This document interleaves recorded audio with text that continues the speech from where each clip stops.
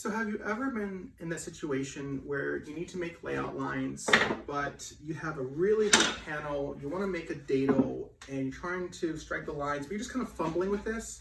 Or maybe you want to lay out lines for a biscuit joiner, dominoes, dowels, something like that. Here's a simple little tip that I just thought of the other day. I wish I'd thought about sooner, and I want to share with you guys. So whenever you're working with sheet goods, you're going to have offcuts. So I make this offcut, just while I was making the project. And instead of having a big panel and trying to fumble around with it, I can just use this right here. Now, ideally, make it shorter or longer, whatever you want. What you can do is simply put it down, clamp into place, and then you can just strike your lines for layout.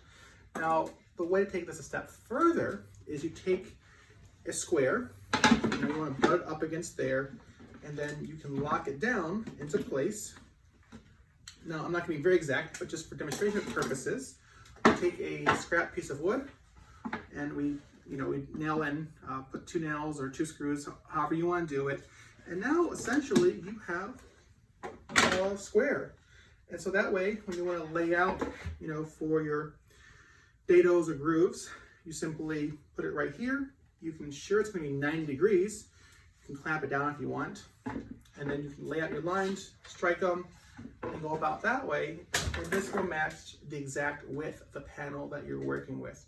So you're already gonna have the scraps on hand, simple little jig that can save you time and money and just make your time more enjoyable in the shop.